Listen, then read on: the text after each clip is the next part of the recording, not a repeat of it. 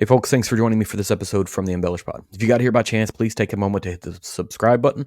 Hopefully I can be found on any podcasting platform that exists. And if you can't find me on a platform, send me an email at embellishpod@gmail.com and I'll try to get that taken care of. You can also find video versions of this podcast on YouTube. You can find all of my links on Instagram at embellishpod or TikTok with the same handle. At that website, it is www.embellishpod.com. It's also place to pick up these links, episode details, and more. Today, I'm going to have Phil from Pourmore joining me, talking about their subscription service, which I've spent a little time kind of digging through what they've got to offer, and I think that it is a great opportunity for people to expand their palates and their shelves on what they're keeping around, especially sort of forcing you outside of your own comfort zone. So I hope you guys enjoy the conversation today. And you guys want a copy of this? I think the initial email, you want a copy of the video. Yep. Yeah, I'll get it over to you. Likely, obviously, I'm going to cut all this out, and I'll hit the intro in a second. This may go up this afternoon or tomorrow morning. Okay. Because I didn't put anything out last week. I had an interview that ended up falling through because they thought it was a different day. So I'm going to stick this one out as soon as I can possibly get it out. Great. But I'll give you guys some time to have a copy of it. Do you want the cut up version of it, or do you want as it is right now? Because what I normally do is we'll do the content, and then at the end, after you hop off, I'll record an introduction and an outro on it, which you may or may not need. Then I'll splice it into the correct order. Yep. Do you want a copy of the finished project, or do you want the raw? We'll take the raw, and then we'll just cut any clips or anything like that. Perfect. All right, this morning, this is very early morning, I have Phil joining me from Pourmore. Phil, thanks for hopping on. I'm always interested to talk to folks that are trying to kind of expand the palate and the understanding of whiskey amongst all whiskey drinkers, because we often get in a rut of buying the same things over and over again, or we only chase allocations or single barrels or whatever. And having someone with some degree of knowledge sort of curate a bottle a month or every 2 months is super helpful. And you guys do full bottles instead of the little sample bottles that a lot of other things do. So tell me a little bit about how you got into this. How did you end up saying, hey, I'm going to start a subscription service that we're going to send something through the mail that it's going to be really hard to send through the mail because a lot of states have super archaic laws when it comes to spirit shipment? Yeah. So thanks for having me. I'm excited to be here. I think first off, my partner and I got started almost 7 years ago now doing this. And really it just developed out of a love for bourbon and trying new bourbon and trying weird things, and sometimes trying things you don't really like. And the expressions of bourbon have gotten so interesting over the past decade or so, but they're all so very different, and people are pushing the envelope in so many different ways, and there's so many distillers now. It's really hard to try and see kind of and follow everything, right? You kind of have to pick a few and you follow those. And like you said, you wind up in kind of the same, not rut, but you go to a liquor store and you buy the same thing. I'm guilty of it as well. And so my partner and I were working as bankers at the time, actually. And we said, this would be a pretty interesting idea if we could kind of put all the pieces together and do it on the side and in addition to our regular jobs, and it'd be a fun little hobby, and maybe we can make some money, but probably we just figure out a way to drink some more bourbon. And so, for us, it was almost like a legitimate way for he and I to drink more bourbon, and we tell our wives that it's business, it's part of our job now. And so we kind of came up with the idea, and we started with really just bourbon and whiskey and scotch, and we tried to do like a 3-tiered system, where like the top tier was sort of those allocated bottles that everybody would chase. Turns out that was a little bit more challenging than we thought, and getting consistent flow at that dollar amount is very challenging. And so over time, we've kind of worked into what we think is a really good medium, where we do still have that top tier, but it's a whiskey tier. So you get a whiskey, you get a bourbon, a scotch, whatever the best bottle available in that given price point is. And then we also have a number of lower tiers where everything from sort of an intro level $50 bottle to sort of a middle tier of $79, $80 bottle. And really the goal is to give somebody the opportunity to try different levels of any spirit. And we've grown beyond bourbon. We now do rum, tequila, mezcal, scotch, whiskey, and bourbon. And so, we've tried to create this environment, ecosystem, whatever you want to call it, where if you're interested in trying a particular type of spirit, every month we will enable you to try something new. And our goal, I say this all the time, and I hope it never gets back to Maker's Mark, but we'll never send you a bottle of Maker's Mark. There's nothing wrong with Maker's Mark. I love Maker's Mark. But it's just not what we're here for. Right. We're here to send out something that is a different expression of a Maker's Mark, right? Or if Maker's Mark did a small run or a limited production or something like that, that would be something that we would consider. Something that is a little bit more challenging, or a seasonal run, or a different expression, or something that's a little bit different than just the regular bottle that you can typically find on the shelf. And so you touched on it a second ago, is that you have a finance background, and looking, kind of doing a little bit of research to find, you're not too far off of my age, and bourbon and whiskey wasn't super, super popular when you were in college, right? When you were kind of cutting your teeth on the spirits industry. How do you get to, like, I love whiskey, right? Because if you're talking about 2016 launching a business, there's probably a couple years of planning that went into this. So we're really getting on the front end of the sort of bourbon explosion. How do you get here? Like, Yeah. usually it's like, oh, I'm from Kentucky, or some other thing, but that's not the case here. How does Phil get here? I appreciate the compliment by saying that we planned for years for this. The reality is it was it was more of a it was probably an alcohol infused decision that turned up pretty quickly. But I mean, for me, it really started in college. I went to school in the South Carolina, and the the booze that we drank in college came in a plastic bottle, and when you splurged, you got the glass bottle. But I started like most people do, with Jack and Coke, and we actually had there's a whiskey that I would encourage everyone to try. It's relaunched since my college days, but it's called Fighting Cock, which was also our mascot, for those that are not familiar with South Carolina. And it was 100 and I don't know, it was probably 110 proof, 115 proof, whatever it was. And so that's what we were drinking in college. And so it wasn't the bourbon explosion that you had referenced. But I think, out of that developed sort of just a baseline of brown spirits, right? Because it's not something that you just pick up one day, and it's kind of like any acquired taste. And so when I got out of college, got my first job, and just kind of started to finally have some disposable income, and was kind of looking around for what I liked. And I knew from very early on that Scotch was not my thing. I appreciate everybody who does love it, but I just can't do it. My partner handles all of those selections for us. I just haven't found that right lane in Scotch yet. But for us, it was really just one: is this a good idea, right? Is there a commercially viable business somewhere in there that we can have fun, do this side of things, but also we're all putting time, energy, and effort, and that's limited, right? We're talking about our families earlier, and so we got to make sure that makes sense from a business standpoint. But we were sort of right on the forefront of that bourbon explosion.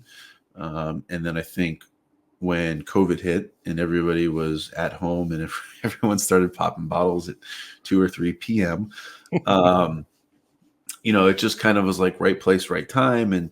Um, and I think what we've seen over the past really 3 to 4 years is a lot of brands have become a lot more collaborative, and they see the value in a service like what we provide,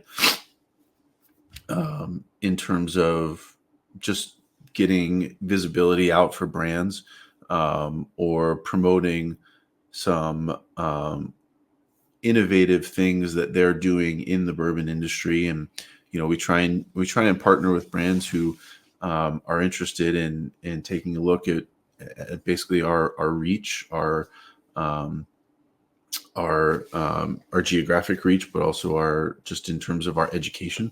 Right, a big piece of what we do is education. We send out with every bottle, we send out a tasting card which has tasting notes for the particular spirit, as well as a cocktail that we've made and think really fits the spirit. And so we try and educate about not only what you're drinking, but something that might be good to accompany with what we're sending out. And I think having things like that is super helpful. Having a tasting card, having a cocktail, because you're going to hit a myriad of different consumers, right? Because you're going to have the whiskey nerds who are going to want to sit down. They're going to want to taste it on their own. Then they're going to want to look at the tasting note card and say, Mhm. they're either trying to compare themselves against it, see how good they're getting, or point out where that person is wrong, right? That's the Sure. nerd's going to be there.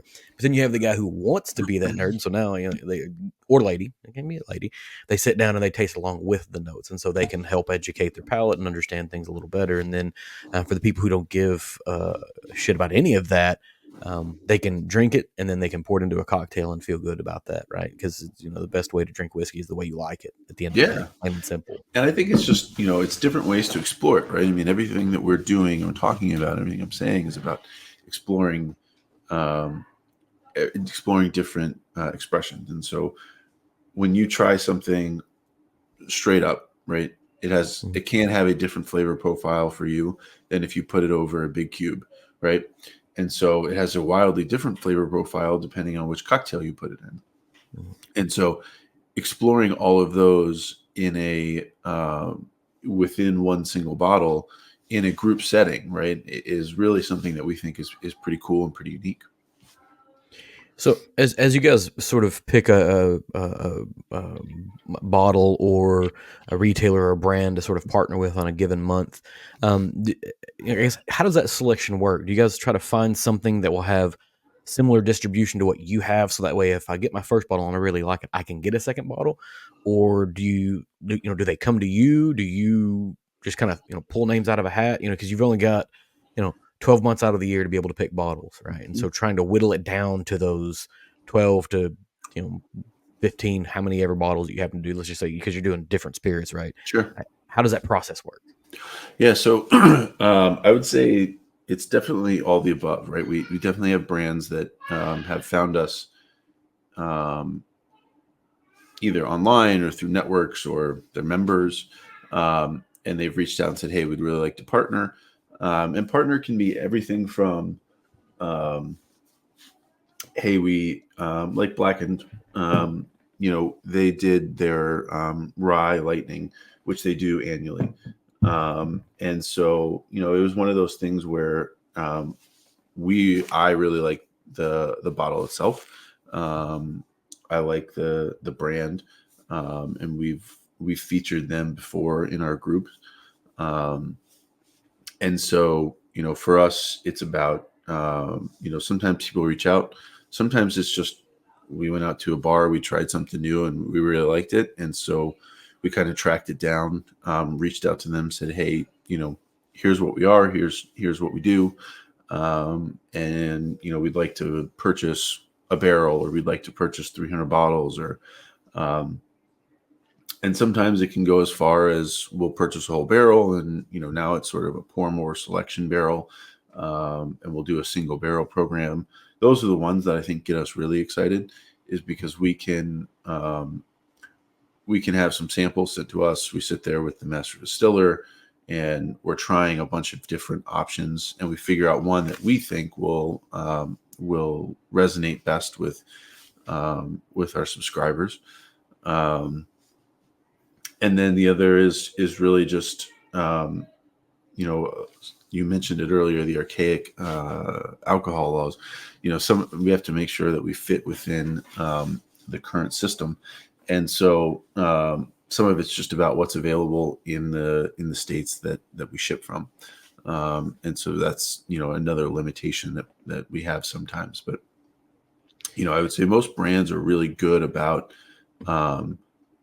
they get excited about partnerships like this, and so um, it's good for them to get sort of that visibility, and there's ways that you can figure out the shipping aspect of it. So and that's what the month of May is blackened, and there's a lot of conversation that happens around blackened, and I like that a brand like that ends up in one of these services where someone's picking it for you, because um, you get your Metallica fans who will pull it off the shelf immediately, right? Like, and then you've got but then you've got the whiskey nerd who's like, oh well, the music thing doesn't really work. It's gimmicky to them.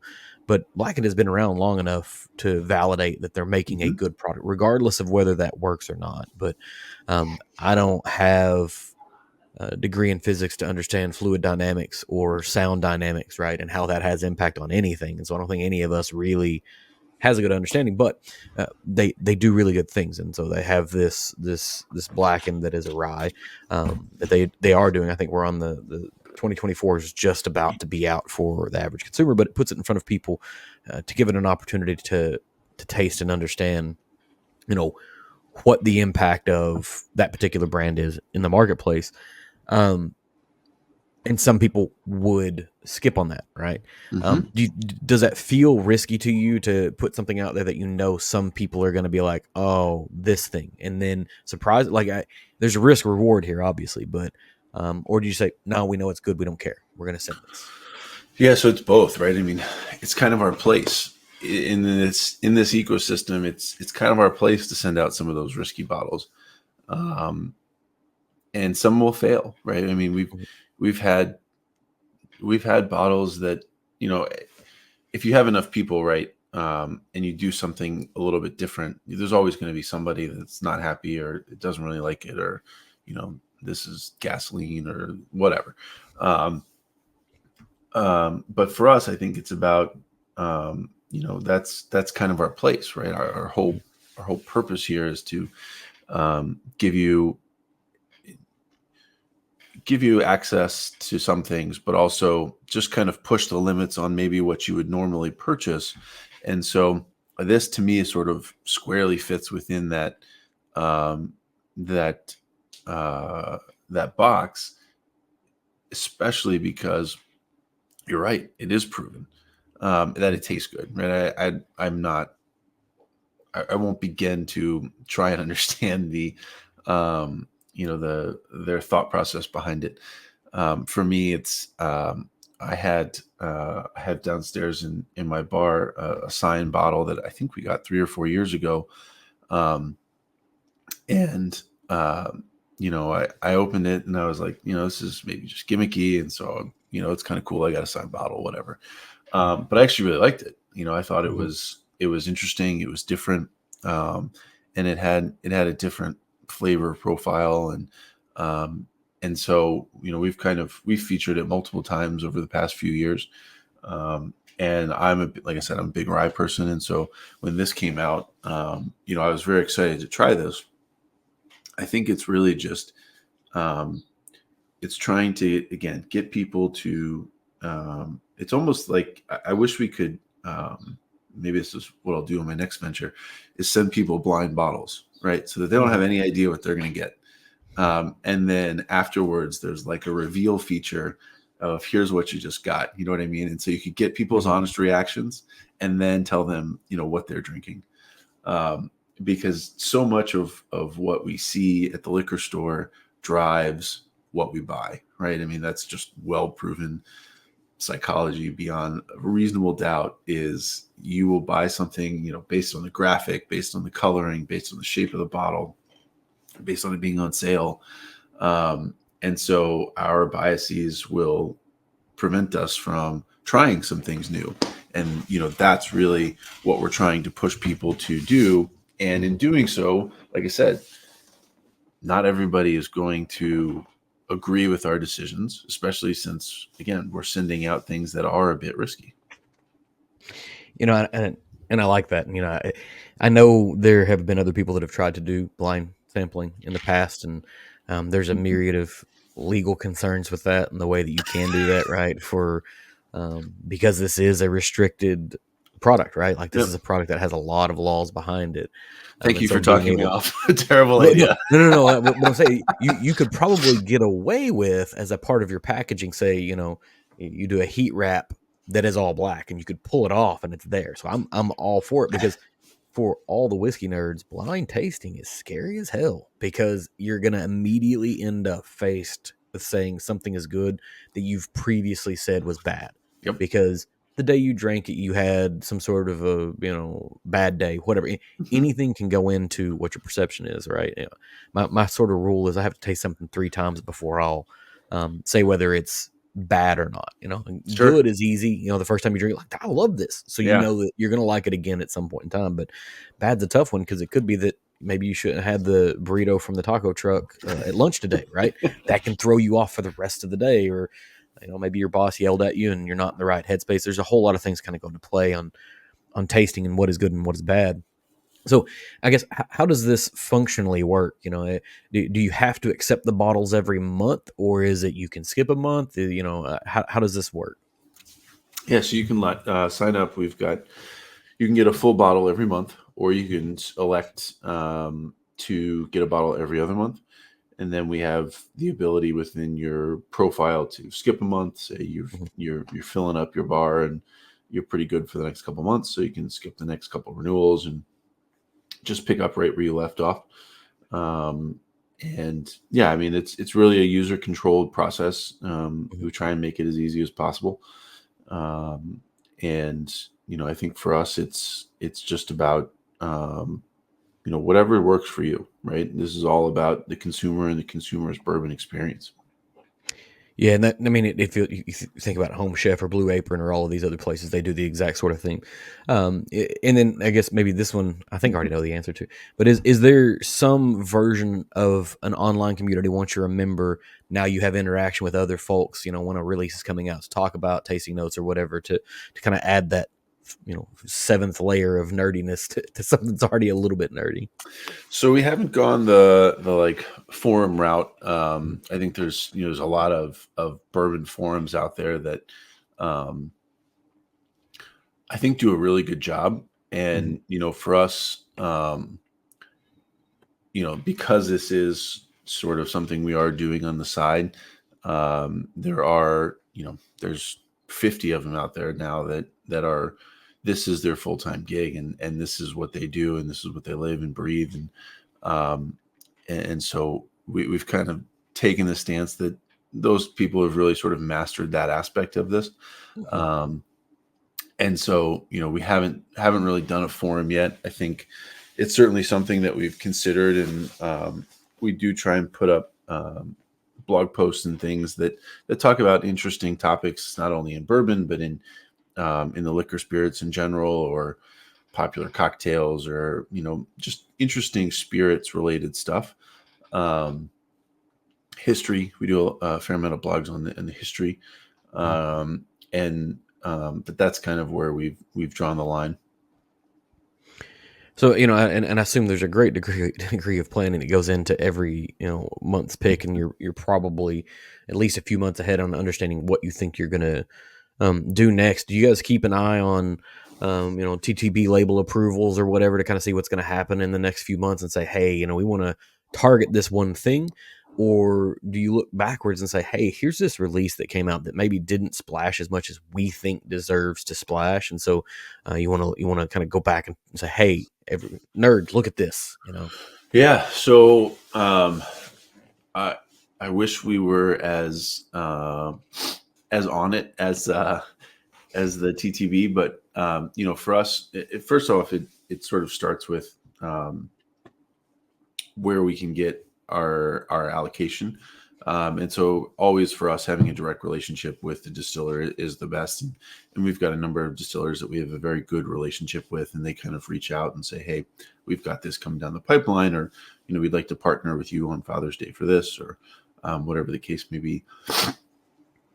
And then there are some that, like we did a collaboration a few months ago with Three Chord, Three Chord, and they basically had a whiskey blending competition, and I'm sure a lot of nerds knew about this and were all over it.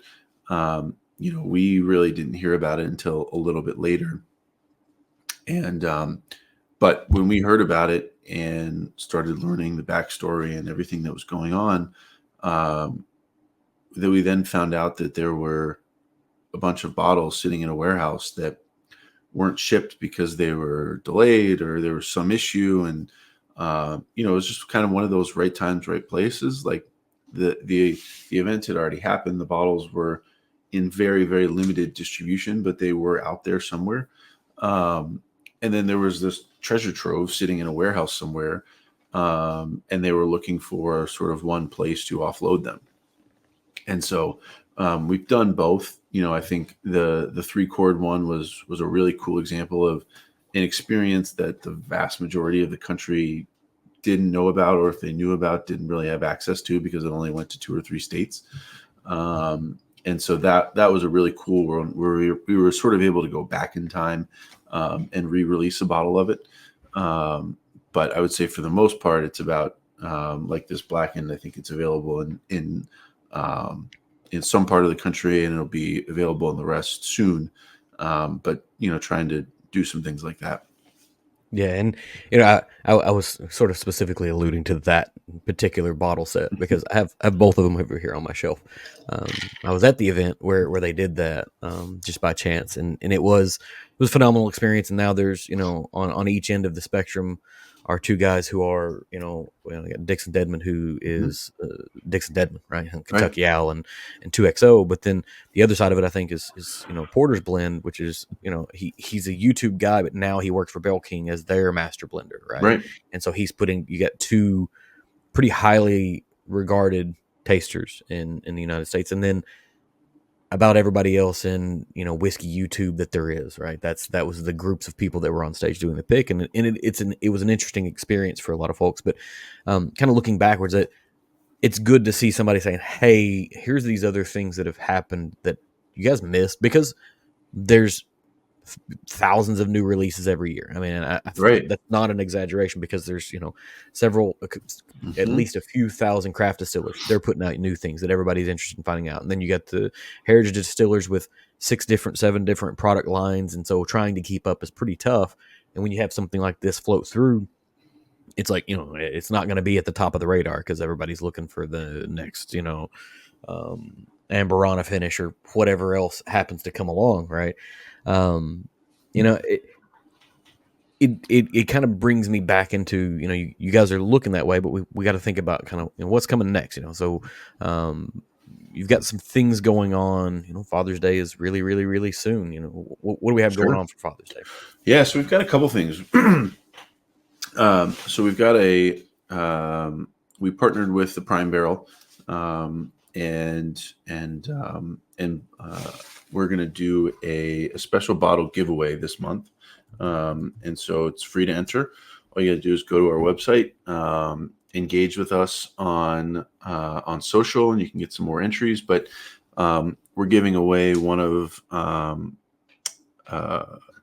Prime Barrel's selections from Blue Run this month. I'm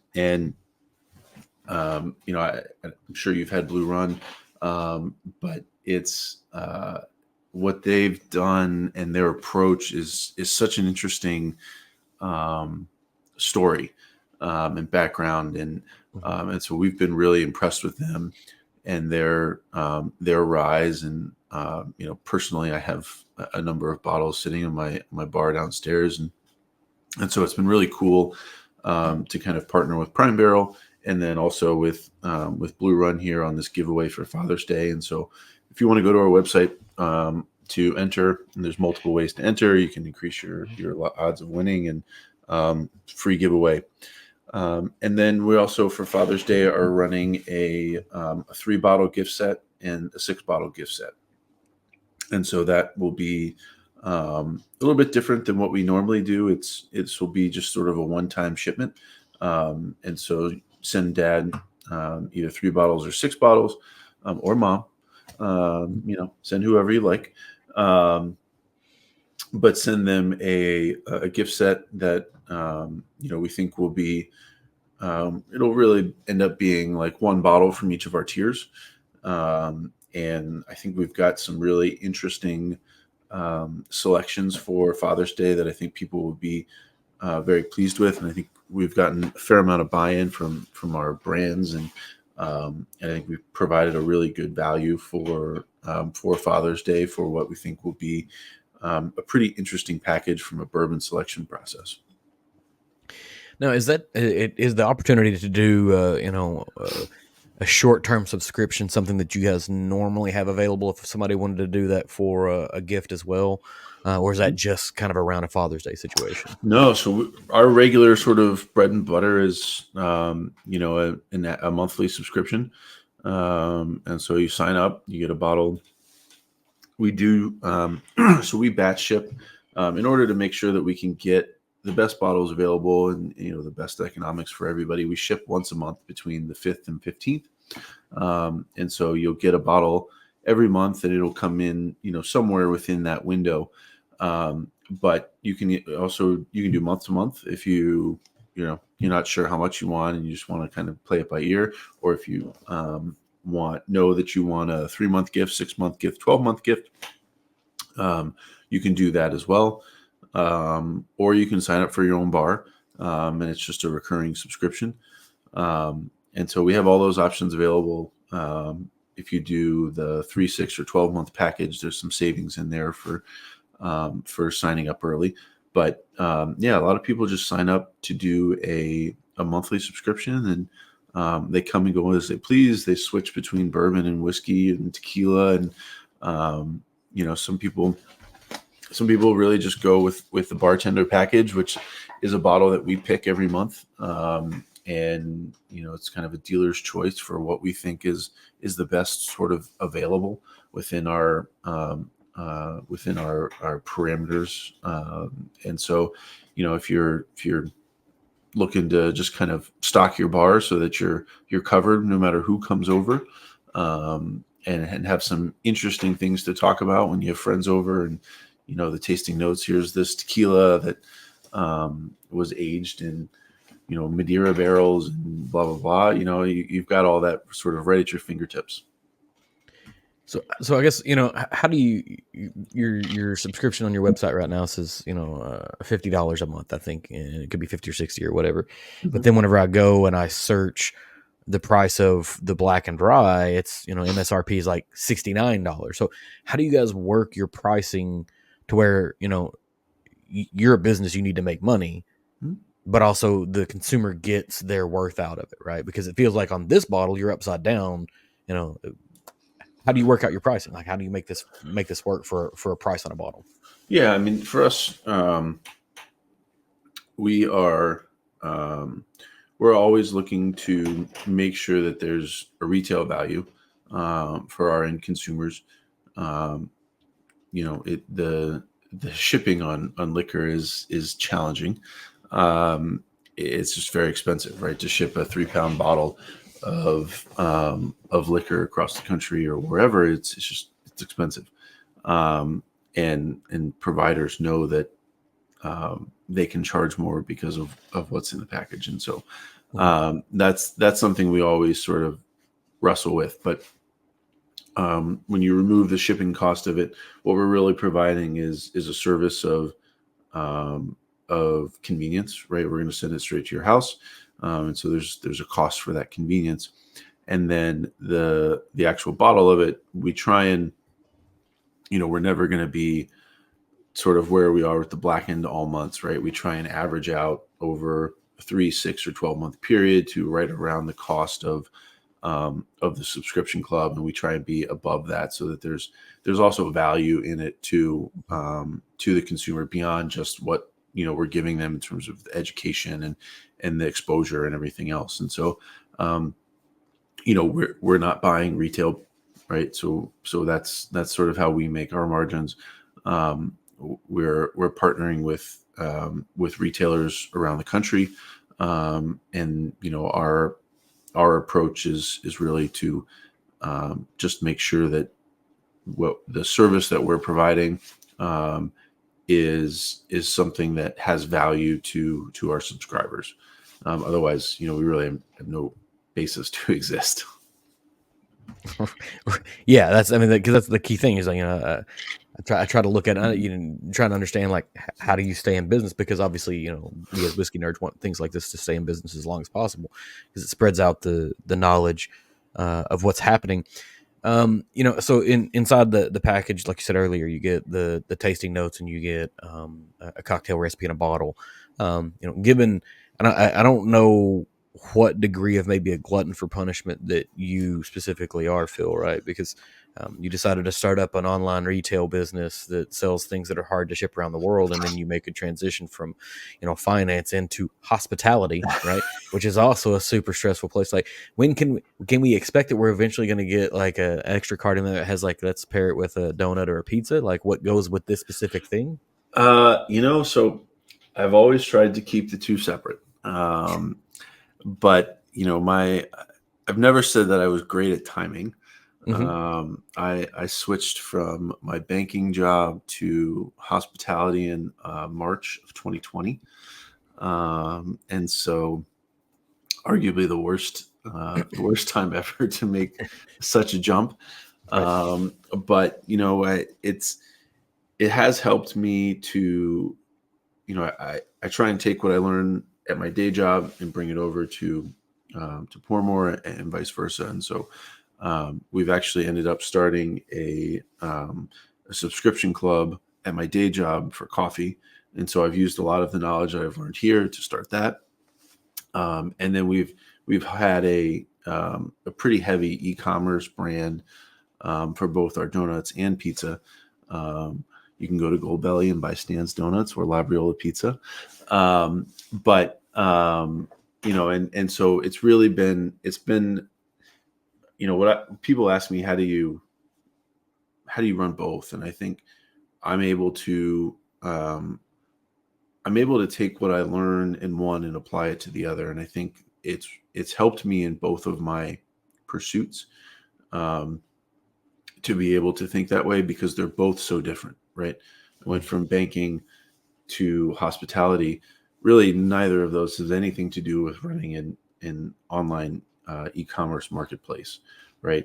And so what I've been able to learn at both has helped me with the other one, and sort of applying some of the same things and some of the same relationships. And, you meet all kinds of interesting people throughout life, and being able to have that exposure to say, oh, at a hospitality event, and you talk to somebody who also has a bourbon company, it's like, hey, maybe we should collaborate. We should do something. And then taking a lot of the e-commerce side of the business and applying it to a traditional brick and mortar retail. Mm-hmm. Those are things that I think have been unintended consequences of sort of doing both of these things at the same time, but also super beneficial. And as I look back across the last few months, or at least what I can kind of pick through, I see there's been offerings from Heaven's Door and Smoke Wagon, Three Chord, you already mentioned, Short Barrel. As you look to the future, and without tipping your hat about any future releases that you guys might have, Do you have a list of companies that you're like, I really would like to feature them at some point in the future? Or is that something you have to kind of keep close to the chest? Um, I'll give you a non-answer answer. Perfect. Yes. We do have, I mean, we've at any given time, we've probably got, 3 to 5 ongoing conversations. Mhm. Now for us, it's, um, so like the 3 quart is an interesting one because we found enough bottles within their profile that we could really do like a takeover, right? We could do bourbon in both of our clubs in bourbon, and we could do all 3 of our whiskey clubs. And so that's a little hard to find.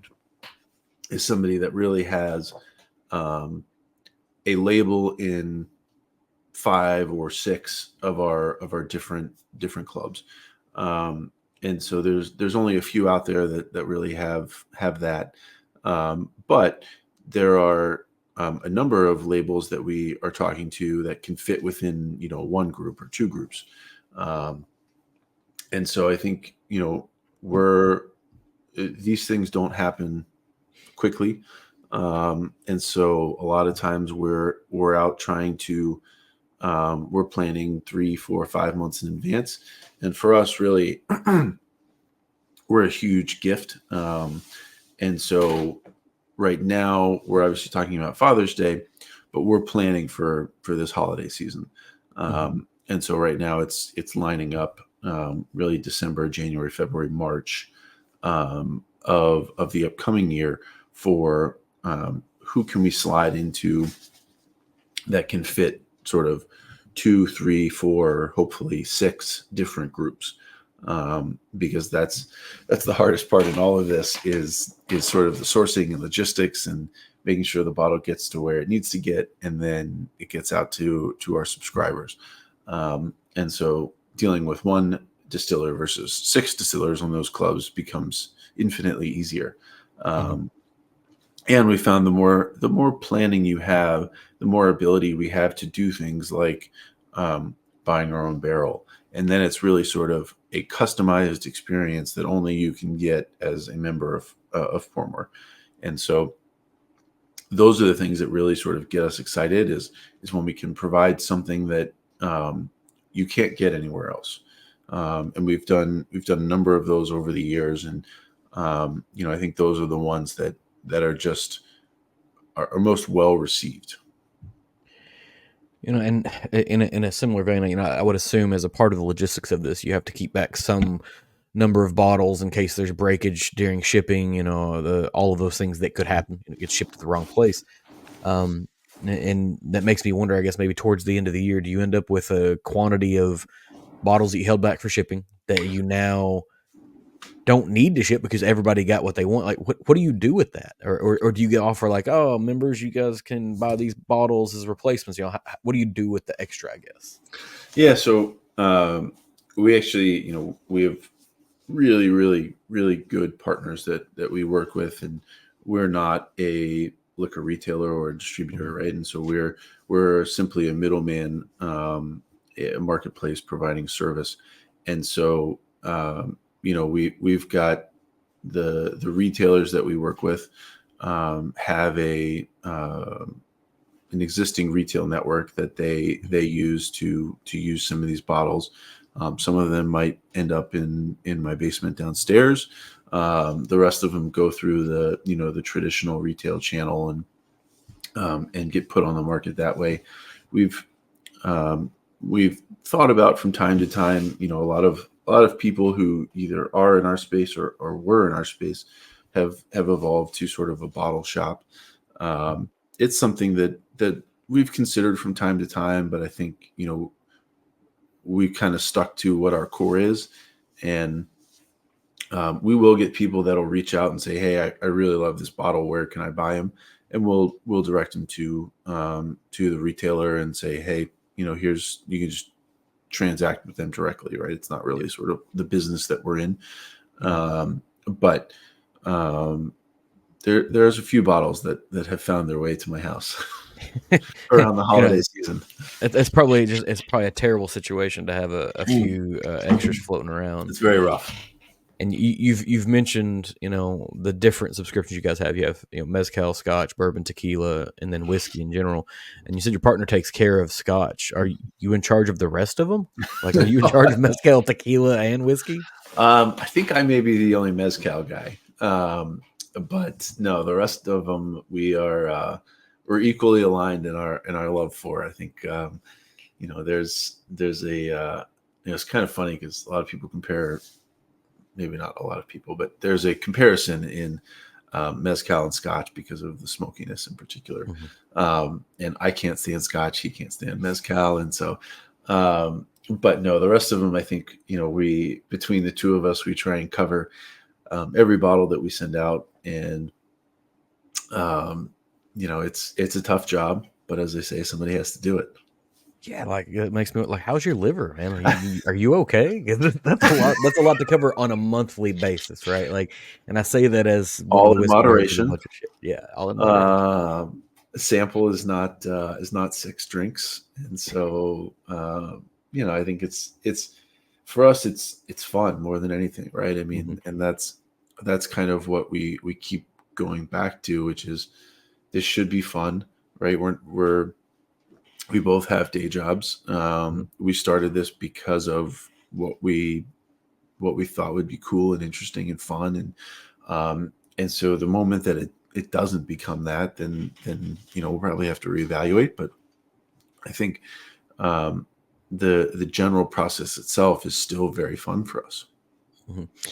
And in that time, we've, in the 7 years that you guys been around, I think I've seen other similarly structured ideas kind of come and go, right? Like they've started and they've ended, they've started and they ended because there is a lot of logistics and a lot of pain here. And it does start as a fun idea until you have to like make the business out of it, right? Like there's a Hmm. lot of us like, this would be a great idea, but then, um, we also understand it's kind of a difficult thing to do. But I want to kind of step outside of bourbon a little bit, right, and just talk about whiskey in general. So you're not the Hmm. Scotch guy, but whenever you talk about whiskey, are you talking about more than just Scotch and bourbon? Are we talking, moving into, Japanese or American single malts or whatever, or is that just kind of a big bucket term to allow you to incorporate things like rye? The whole thing. We've sent out American whiskey, Japanese whiskey. We've sent out Irish whiskey. Um, you know, the whiskey club to me is, if you're truly sort of an explorer, Hmm. is the way to go, because you really have no idea what's coming, um, and that to me is pretty cool and interesting, because you may get Scotch, you may get bourbon, but you may also get some far flung whiskey that is. I think one year or we found a Tanzanian whiskey, not Tanzania. It was Tasmania. Oh yeah, Um, and so, it's most people will never, ever, ever, ever, ever see right. that again. And it was something that was very cool. I don't even know how it got here. I'm sure there was some story behind it, but it was extra allocation sitting somewhere.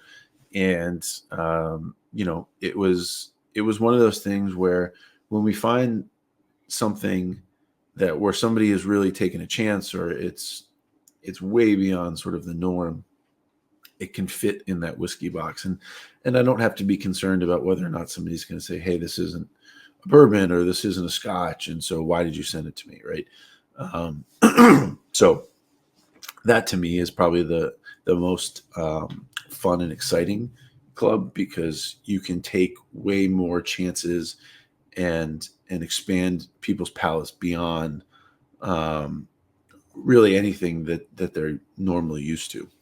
Yeah, and and I specifically asked that because I would say for anybody who listens or watches what I do that has a shelf set up similar to what this is, they should probably be beyond that whiskey thing as opposed to everything, as opposed to the bourbon, right? Because you probably already have a bunch of bourbon. There's a whole lot of things that are happening in the rest of the world that are not bourbon, and it would be great to sort of expand into those things. And I liken it. About a week ago, my wife was like, "Hey, we need to, we both needed to pick up new deodorant," which I know it's a weird thing to kind of bring in here, right? But she was like, I want to get something different. You go into the deodorant aisle, right? And this is what anything that's not bourbon looks like to me, is like, there's 57,000 types of deodorant on the shelf. Like, which Right. one do you get? If you're trying to get something new, which one do you pick up? Right now, immediately everybody's popping the top off and smelling, but you can't do that with whiskey, or at least not in Mhm. most places. If you pull the cap on a bottle of whiskey in a retail store, they're probably gonna get real pissed at you and say, don't do that. So a thing like this, it's like the opportunity to try something new every month, and maybe you don't like it, but someone else tried it and said, this is good. You just may not like it. You're not sending bad bottles of whiskey. You're sending things that people should try, and it just may not hit your flavor profile. So you can be guaranteed that someone will like it, as opposed to, and maybe you've sent this, but, going to New Zealand and getting, the Floki sheep dung smoked whiskey, which exists and is, I'll put it next to some Malort anytime you want to mess with somebody, right? It's perfect for that. But, It's a nice Chicago um, reference. yeah. I've been trying to figure out where I could get that in to this, with the, um, But with the it's so reference idea. interesting because I have been to New Zealand and tried their whiskey, and Mhm. it's it's really good. I mean, Yeah. it's very different than what we do here. They're very proud of what they make. I think it's a very good product. And so, I love to travel, and so whenever we travel around, it's you do see that there are more not only craft distilleries but also craft Mhm. breweries, right? And I feel like they've had a somewhat similar rise in prominence. And so you see these in all of these countries that they all have one sort of national, maybe two national beers, right? Mhm. And there's they have maybe they have a national brown spirit, but most likely what they bring in is Jack or whatever has sort of international distribution.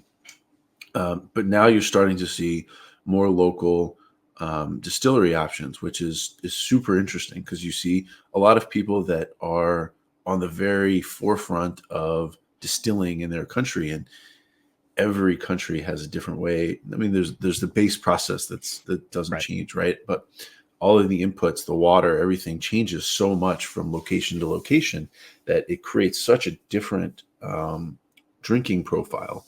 And so Mhm. it's really sort of cool to see a lot of these newer distillers, newer people that are really getting at the forefront of distilling in their country.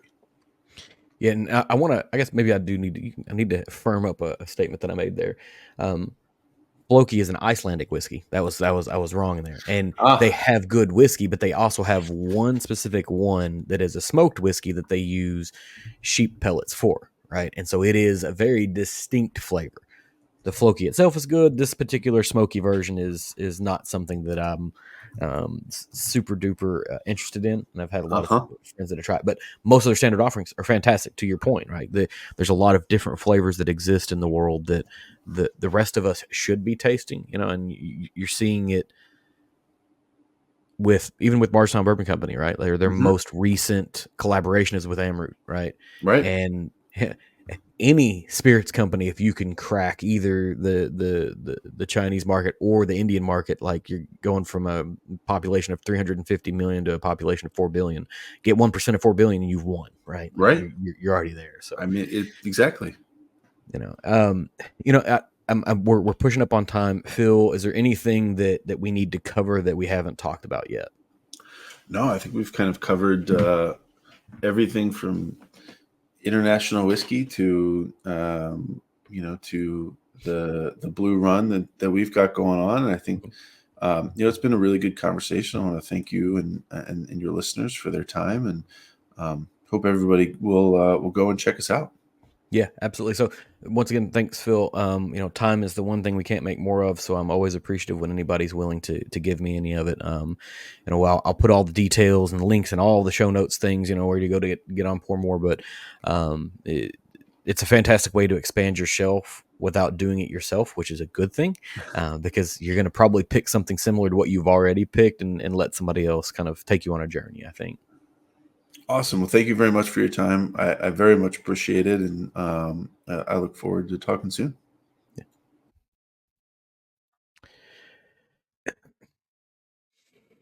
Thanks for tuning in to this episode from the Embellish Pod. If you enjoyed it, please leave me a review on whatever platform that you're consuming this on. Leave a comment if possible. Hit me up on social media on TikTok or Instagram using Embellish Pod and give me a follow so you can keep up with what's going on here. I can be found at www.embellishpod.com with all of my links, accounts, contact details, and more. Thanks for stopping by.